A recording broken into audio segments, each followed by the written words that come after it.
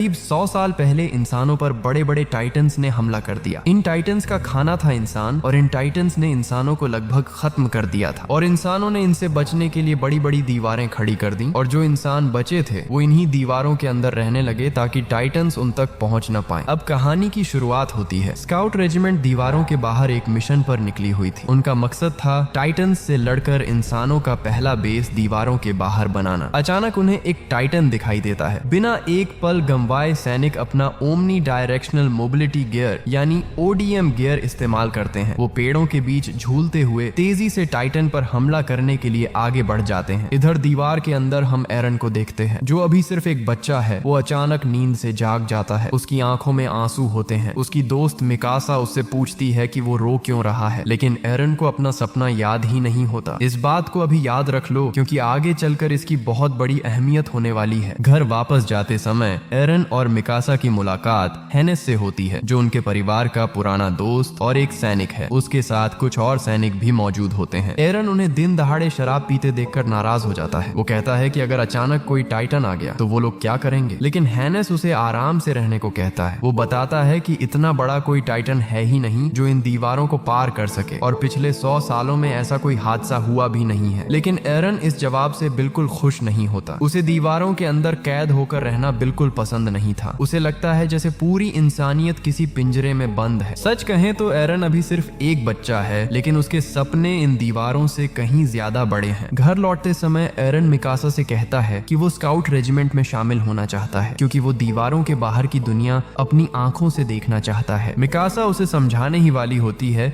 कि ये कितना खतरनाक फैसला है। तभी अचानक पूरे इलाके में घंटियां बजने लगती हैं। इसका मतलब था कि स्काउट रेजिमेंट अपना मिशन खत्म करके वापस लौट आई है, लेकिन उनका लौटना किसी जीत जैसा नहीं लग रहा था। पूरा शहर हैरान रह जाता है कि मिशन पर गए इतने सारे सैनिकों में से वापस कितने कम लोग लौटे हैं। तभी एक महिला अपने बेटे को ढूंढने लगती है, लेकिन उसे पता चलता है कि उसके बेटे का पूरा शरीर भी वापस नहीं आया, सिर्फ उसकी एक बांह ही मिली है। वो कांपती हुई आवाज में कमांडर से पूछती है कि क्या उसके बेटे की मौत कम से कम किसी काम तो आई, लेकिन कमांडर का जवाब और भी दर्दनाक होता है। वो कहता है कि इस मिशन से उन्हें कुछ भी हासिल नहीं हुआ। कहानी अभी शुरू ही हुई है और माहौल पहले से ही काफी भारी हो चुका है। आसपास खड़े लोग स्काउट रेजिमेंट का मजाक उड़ाने लगते हैं। वो कहते हैं कि ये लोग सिर्फ टैक्स का पैसा बर्बाद करते हैं और बदले में कुछ नहीं कर पाते। ये सुनकर एरन का गुस्सा फूट पड़ता है। वो अपने हाथ में पकड़ी लकड़ी से एक आदमी को मार देता है। इससे पहले कि वो किसी बड़ी मुसीबत में फंस जाए, मिकासा उसे वहां से घसीट कर ले जाती है और एक दीवार के पास ले आती है। वो एरन से पूछती है कि क्या अब भी उसका स्काउट रेजिमेंट में जाने का इरादा है, लेकिन एरन जवाब देने के बजाय बस उससे लकड़ियां उठाने में मदद करने को कहता है। घर पहुंचने पर एरन के पिता डॉक्टर ग्रिशा और उसकी मां कार्ला रसोई में मौजूद होती हैं। ग्रिशा बताते हैं कि उन्हें कुछ मरीजों का इलाज करने के लिए अंदरूनी इलाके में जाना है। तभी मिकासा तुरंत एरन की शिकायत कर देती है और उसके स्काउट रेजिमेंट में जाने की बात बता देती है। जैसे ही कार्ला को इस बारे में पता चलता है वो गुस्सा हो जाती है। वो नहीं चाहती कि उसका बेटा अपनी जान खतरे में डाले, लेकिन ग्रिशा का नजरिया अलग होता है। वो कहते हैं कि किसी की जिज्ञासा को दबाना सही नहीं है। फिर वो एरन से वादा करते हैं कि जब वो वापस लौटेंगे तब उसे अपने घर के बेसमेंट का राज दिखाएंगे। इसके बाद ग्रिशा वहां से चले जाते हैं और उनके जाते ही कार्ला एक बार फिर एरन से स्काउट रेजिमेंट में शामिल होने को लेकर बहस शुरू कर देती है, लेकिन एरन उसकी एक भी बात नहीं सुनता। वो गुस्से में उस पर चिल्लाता है और वहां से भाग जाता है। उसके जाने के बाद कार्ला मिकासा से कहती है कि वो एरन का ध्यान रखे। मिकासा चुपचाप सिर हिलाकर हामी भर देती है। एरन भागता हुआ आगे बढ़ रहा होता है। तभी उसकी नजर अपने दोस्त आर्मिन पर पड़ती है। कुछ लड़के उसे घेर कर परेशान कर रहे होते हैं। ये देखकर एरन तुरंत उनकी तरफ बढ़ता है। उसे लगता है कि वो उन लड़कों को सबक सिखा देगा, लेकिन जैसे ही वो लड़के भागना शुरू करते हैं एरन को एहसास होता है कि वो उससे डर रहे। असली वजह तो मिकासा है जो उसके ठीक पीछे खड़ी होती है, और सच कहें तो मिकासा को देखकर डरना बनता भी है। आर्मिन बताता है कि वो लड़के उसे इसलिए तंग कर रहे थे क्योंकि वो भी एरन की तरह दीवारों के बाहर की दुनिया देखना चाहता है और इस जगह पर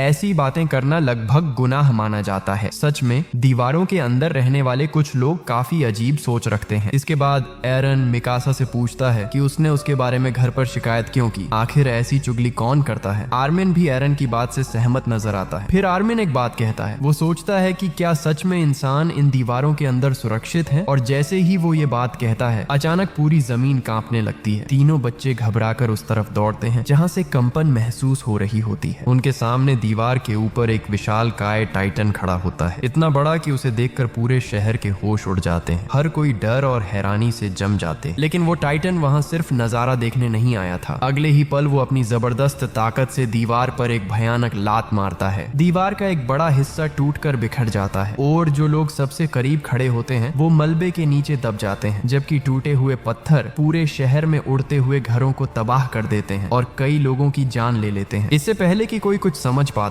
उस विशाल छेद से कई घिनौने टाइटन्स शहर के अंदर घुसने लगते हैं। देखते ही देखते पूरा इलाका चीखों और अफरा तफरी में बदल जाता है। एरन और मिकासा पूरी ताकत से अपने घर की तरफ भागते हैं। दोनों बस यही उम्मीद कर रहे होते हैं कि उनकी माँ ठीक हो, लेकिन ये अटैक ऑन टाइटन है। यहाँ खुशियाँ बहुत कम देखने को मिलती है। जैसे ही वो अपने घर के पास पहुंचते हैं, उनकी सांसें थम जाती हैं। जहाँ उनका घर हुआ करता था वहाँ अब एक विशाल पत्थर गिरा हुआ होता है और उसके नीचे उनकी माँ कार्ला फंसी हुई होती है। एरन और मिकासा उन्हें बाहर निकालने की पूरी कोशिश करते हैं, लेकिन तभी एरन की नजर दूर चलते हुए कुछ टाइटन्स पर पड़ती है। सोचो जरा, तुम्हारी माँ मलबे के नीचे फंसी हो और सामने मौत धीरे धीरे तुम्हारी तरफ बढ़ रही हो। इससे ज्यादा डरावना शायद कुछ नहीं हो सकता। कार्ला उन्हें समझाती हैं कि कोशिश करना बेकार है। उनकी टांगें पूरी तरह कुचल चुकी हैं। अगर वो उन्हें बाहर भी निकाल लें तब भी वो भाग नहीं पाएंगी। वो दोनों बच्चों से वहां से भाग जाने को कहती हैं, लेकिन एरन उनकी बात मानने से इनकार कर देता है। वो कहता है कि वो उन्हें अपनी पीठ पर उठाकर ले जाएगा। आंखों में आंसू लिए कार्ला उससे पूछती हैं कि आखिर वो कभी उनकी बात क्यों नहीं सुनता। उसी समय एक टाइटन उनकी तरफ बढ़ने लगता है। तभी अचानक हैनेस वहां पहुंच जाता है। कार्ला उससे विनती करती है कि वो बच्चों को लेकर भाग जाए, लेकिन हैनेस मना कर देता है। वो कहता है कि वो एक सैनिक है और टाइटन से लड़े बिना पीछे नहीं हटेगा। लेकिन जैसे ही वो उस टाइटन को करीब से देखता है, उसकी सारी हिम्मत गायब हो जाती है। डर उसके चेहरे पर साफ दिखाई देने लगता है। अगले ही पल वो एरन और मिकासा को उठाता है और वहां से भागने लगता है। कार्ला उसे धन्यवाद कहती है, लेकिन जैसे ही बच्चे दूर जाने लगते हैं वो अपना हाथ मुंह पर रख लेती हैं और मन ही मन एक बात दोहराने लगती है, मुझे अकेला मत छोड़ो। लेकिन उनकी आवाज किसी तक नहीं पहुंचती। एरन मजबूर होकर पीछे मुड़कर देखता रहता है और फिर उसकी आंखों के सामने एक टाइटन उसकी माँ को उठा लेता है। अगले ही पल वो उन्हें जिंदा निगल जाता है। हर तरफ खून ही खून फैल जाता है। इधर शिगानशिना जिले में कौवे मारे हुए लोगों के शवों को नोच रहे होते हैं। उधर एक धार्मिक आदमी लोगों को उपदेश दे रहा होता है, लेकिन हालात इतने खराब हैं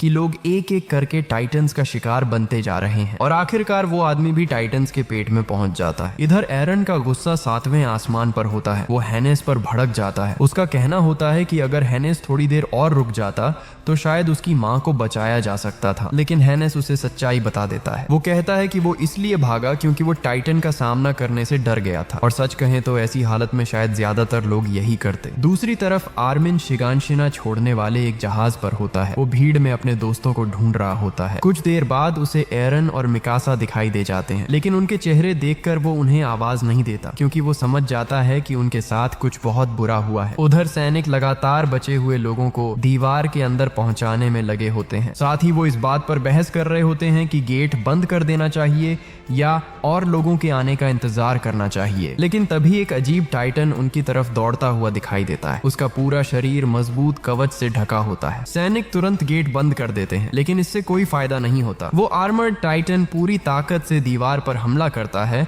और अगले ही पल पूरी दीवार को तोड़ देता है। एरन ये सब अपनी आंखों से देख रहा होता है। उसी पल उसे समझ आ जाता है कि उसका घर अब हमेशा के लिए उससे छिन चुका है। उसकी आंखों में गुस्से की आग जलने लगती है और वो कसम खाता है कि एक दिन वो हर टाइटन को खत्म कर देगा और इंसानियत को आजाद कराएगा। और यहीं से उसकी असली कहानी शुरू होती है। उसी दौरान कहीं और एरन के पिता ग्रिशा तेजी से घर लौट रहे होते हैं। वो बस यही दुआ कर रहे होते हैं कि उनका परिवार सुरक्षित हो। फिर एरन एक सपना देखता है। सपने में उसका पिता उसे एक रहस्यमयी इंजेक्शन लगाता है और अपने बेसमेंट की चाबी उसके हाथ में देता है। अचानक उसकी नींद खुल जाती है। उसके सामने मिकासा और आर्मिन खड़े होते हैं। इसके बाद तीनों खाने के राशन लेने के लिए निकल पड़ते हैं। और हाँ, अब एरन के गले में उसके पिता के बेसमेंट की वही चाबी भी लटक रही होती है। ये बात थोड़ी अजीब जरूर लगती है, लेकिन अभी के लिए इसे याद रख लो। तीनों दोस्त आगे बढ़ते हैं और खाने का राशन वाली लाइन के पास पहुंच जाते हैं। राशन लेने के लिए लाइन में खड़े तीनों दोस्त तभी कुछ सैनिकों की बातें सुन लेते हैं। वो लोग खाने की कमी को लेकर चर्चा कर रहे होते हैं। उनका कहना था कि वॉल मारिया से आए लोगों की वजह से खाने का संकट और भी बढ़ गया है। कुछ सैनिक तो यहाँ तक कह देते हैं कि टाइटन्स को इन लोगों को खा लेने देना चाहिए था। उनके हिसाब से इन लोगों के शरीर पर इतना भी मांस नहीं बचा कि टाइटन्स का पेट भर सके। ये बात सुनकर एरन का खून खौल उठता है। अब जरा इन दीवारों के बारे में जान लेते हैं। यहाँ इंसानियत 3 बड़ी दीवारों के अंदर रहती है। सबसे बाहरी दीवार वॉल मारिया, उसके बाद वॉल रोज और सबसे अंदर वॉल सीना है। अमीर लोग वॉल सीना में रहते हैं जबकि सबसे गरीब लोग वॉल मारिया में रहते थे। सैनिकों की बातें सुनकर एरन अपना आपा खो बैठता है और उन पर टूट पड़ता है, लेकिन तभी आर्मिन बीच में आ जाता है और सैनिकों से माफी मांग लेता है। उसकी वजह से एरन की पिटाई होने से बच जाती है। हालांकि एरन को आर्मिन का ऐसा करना बिल्कुल पसंद नहीं आता। उसे लगता है कि आर्मिन जरूरत से ज्यादा डरपोक है, लेकिन तभी मिकासा एरन के मुंह पर एक जोरदार थप्पड़ मार देती है। वो साफ कहती है कि आर्मिन ने जो किया बिल्कुल सही किया। मिकासा समझाती है कि इस वक्त उनके पास कोई और रास्ता नहीं है। फिलहाल उन्हें सिर्फ एक चीज पर ध्यान देना चाहिए और वो है जिंदा रहना। इसके बाद एरन चुपचाप रोटी खाने लगता है। उधर खाने की कमी को दूर करने के लिए सरकार कई कोशिशें करती है। सबसे पहले लोगों को खेती करने के लिए जमीन दी जाती है ताकि अनाज की पैदावार बढ़ सके, लेकिन इतनी बड़ी आबादी के लिए ये काफी नहीं था। हालात पहले जैसे ही बने रहते हैं। अगले साल सरकार एक और फैसला लेती है। उनका प्लान था कि लोगों को सेना में भर्ती करके वॉल मारिया को वापस हासिल करने की कोशिश की जाए, लेकिन ये योजना वैसी ही साबित होती है जैसा कोई सोच सकता है। करीब 2.5 लाख लोगों को इस मिशन पर भेजा जाता है और उनमें से सिर्फ बहुत कम लोग ही वापस लौट पाते हैं। बाकी सब अपनी जान गंवा देते हैं। इस भयानक हादसे के बाद एरन, मिकासा और आर्मिन एक बड़ा फैसला लेते हैं। तीनों सेना में भर्ती होने के लिए आवेदन कर देते हैं। 1 साल बाद वे 104वीं कैडेट कोर का हिस्सा बन जाते हैं और अब वो अपने लक्ष्य के पहले से कहीं ज्यादा करीब पहुंच चुके थे। इधर हम कीट शैडिस को देखते हैं जो 104वीं कैडेट कोर के कमांडेंट है। नए भर्ती हुए कैडेट्स की ट्रेनिंग शुरू हो चुकी होती है। कीट हर नए सैनिक की जमकर क्लास लगाते हैं। उनकी आवाज इतनी तेज होती है कि कोई भी डर जाए। हालांकि कुछ कैडेट्स को इस सख्ती से छूट मिल जाती है। एनी लियोनहार्ट,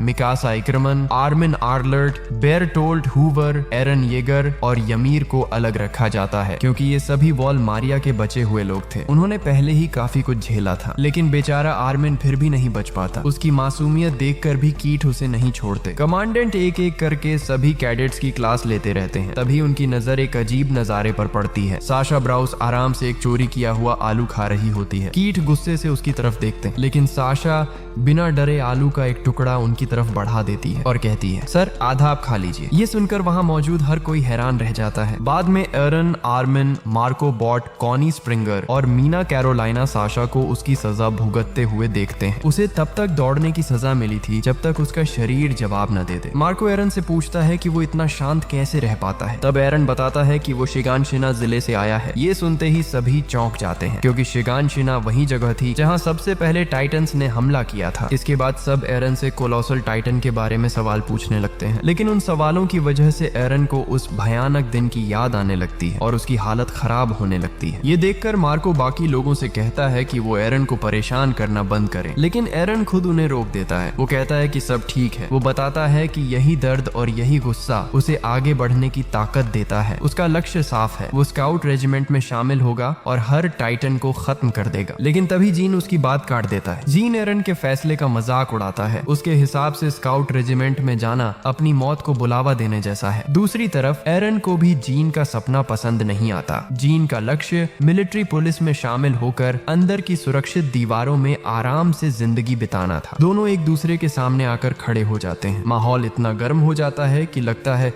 अभी लड़ाई शुरू हो जाएगी, लेकिन आखिरी पल में जीन माफी मांग लेता है और एरन भी शांत हो जाता है और एक बड़ी लड़ाई टल जाती है। कुछ देर बाद जब सभी लोग वहां से जाने लगते हैं तभी जीन की नजर मिकासा पर पड़ती है और सच कहें तो उसे पहली नजर में ही मिकासा से प्यार हो जाता है। वो हिम्मत जुटाकर मिकासा से बात करने की कोशिश करता है, लेकिन घबराहट में उसके मुंह से सिर्फ एक बात निकलती है, तुम्हारे काले बाल बहुत खूबसूरत हैं। मिकासा बस उसकी बात सुनकर सिर हिला देती है। जीन उसके पीछे बाहर तक चला जाता है, लेकिन वहां पहुंचकर वो मिकासा को एरन के साथ खड़ा देख लेता है और उसी पल उसका पूरा मूड खराब हो जाता है। उधर साशा आखिरकार दौड़ते दौड़ते जमीन पर गिर जाती है। उसकी हालत ऐसी हो चुकी थी कि लगता था अब वो बेहोश हो जाएगी, लेकिन तभी उसे खाने की खुशबू आती है। एक दूसरी कैडेट क्रिस्टा लेंस उसके लिए रोटी लेकर आई होती है। साशा तो क्रिस्टा को किसी देवी से कम नहीं मानती थी। हालांकि यमीर को ये सब बिल्कुल पसंद नहीं आता। साशा बिना देर किए पूरी रोटी खा जाती है और उसके तुरंत बाद बेहोश होकर गिर पड़ती है। सच कहें तो इतना खाने के बाद शायद कोई भी यही करता। अगले दिन कैडेट्स की ओडियम गियर ट्रेनिंग शुरू होती है। यही वो खास उपकरण है जिसकी मदद से सैनिक टाइटन से लड़ते हैं और हवा में तेजी से घूम सकते लगते हैं। लेकिन एरन की शुरुआत बिल्कुल अच्छी नहीं होती। वो बार बार संतुलन खो देता है और हर बार बुरी तरह फेल हो जाता है। दूसरी तरफ मिकासा और आर्मिन शानदार प्रदर्शन करते हैं। दोनों आसानी से टेस्ट पास कर लेते हैं। इसके बाद दोनों एरन को समझाने की कोशिश करते हैं कि ओडीएम गियर सही तरीके से कैसे इस्तेमाल किया जाता है, लेकिन उनकी सारी कोशिशें बेकार जाती हैं। एरन फिर से बुरी तरह असफल हो जाता है। रात के खाने के दौरान मिकासा उसे समझाती है कि अगर उसे इतनी परेशानी हो रही है तो शायद उसे सैनिक बनने का विचार छोड़ देना चाहिए, लेकिन एरन ऐसा सोचने वालों में से नहीं था। वो मिकासा की बात को पूरी तरह नजरअंदाज करता है। वो बीच में ही उठता है और वहां से चला जाता है। इसके बाद एरन अलग अलग लोगों से सलाह लेने लगता है। वो जानना चाहता था कि आखिर ओडीएम गियर को सही तरीके से इस्तेमाल कैसे किया जाए, लेकिन इतनी कोशिशों के बाद भी एरन को कोई खास फायदा नहीं होता। उसे समझ ही नहीं आ रहा था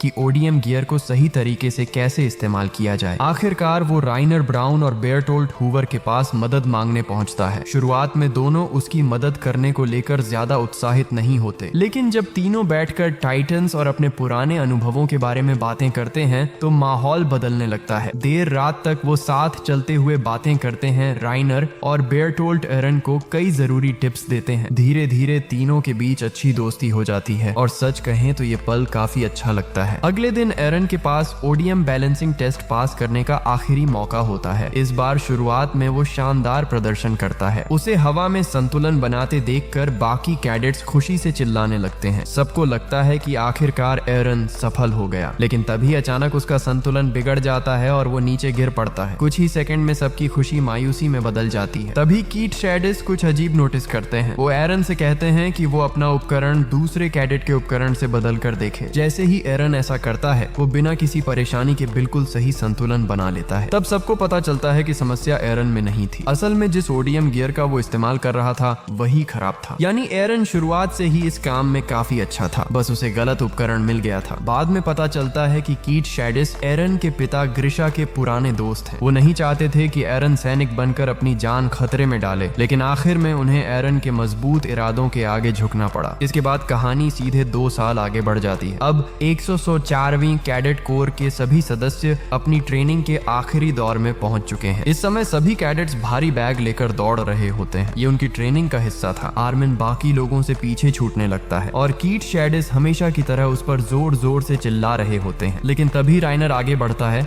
और आर्मिन का बैग खुद उठा लेता है। ये देखकर साफ पता चलता है कि राइनर सिर्फ ताकतवर ही नहीं बल्कि एक अच्छा साथी भी है। कुछ समय बाद कैडेट्स हाथों से लड़ने की ट्रेनिंग कर रहे होते हैं। एरन को ये ट्रेनिंग बिल्कुल बेकार लगती है। उसे लगता है कि जब दुश्मन टाइटन्स हैं तो हाथापाई सीखने का क्या फायदा, लेकिन राइनर उसे समझाता है कि एक सैनिक को हर तरह की स्थिति के लिए तैयार रहना चाहिए। उसी दौरान राइनर की नजर एनी लियोनहार्ट पर पड़ती है, जो ट्रेनिंग में ज्यादा रुचि नहीं दिखा रही होती। राइनर उसे एरन के साथ मुकाबला करने के लिए कहता है, लेकिन मुकाबला शुरू होते ही एनी एरन की हालत खराब कर देती है। कुछ ही सेकंड में वो उसे जमीन पर गिरा देती है। इसके बाद राइनर खुद एनी से मुकाबला करता है और उसका हाल भी एरन से ज्यादा अच्छा नहीं होता। एनी एक बार फिर सबको दिखा देती है कि वो कितनी खतरनाक फाइटर है। एरन उसकी तकनीक देखकर हैरान रह जाता है, लेकिन एनी को इन सब बातों में कोई दिलचस्पी नहीं होती। वो कहती है कि उसे एक बात बहुत अजीब लगती है। 104वीं कैडेट कोर के सबसे बेहतरीन 10 कैडेट्स जिन्हें टाइटन्स से लड़ने के लिए सबसे योग्य माना जाता है, वही लोग मिलिट्री पुलिस में जा सकते हैं और सुरक्षित दीवारों के अंदर रह सकते हैं। एनी साफ कहती है कि वो दीवारों के बाहर जाकर मरने वाली नहीं है। रात के खाने के दौरान एक बार फिर एरन और जीन के बीच बहस शुरू हो जाती है। एरन जीन का मजाक उड़ाता है क्योंकि वो मिलिट्री पुलिस में शामिल होना चाहता है। कुछ ही पलों में दोनों फिर से लड़ाई करने वाले होते हैं, लेकिन हमेशा की तरह मिकासा बीच में आकर मामला संभाल लेती है। जीन वैसे भी एरन से जलता रहता है, इसलिए वो गुस्से में उसका कॉलर पकड़ लेता है। वो चिल्लाकर कहता है कि तुम मुझे बहुत परेशान करते हो, क्या तुम पागल हो? लेकिन इस बार एरन तैयार था। वो ठीक वही मूव इस्तेमाल करता है जो एनी ने उस पर इस्तेमाल किया था और अगले ही पल जीन धड़ाम से जमीन पर गिर जाता है।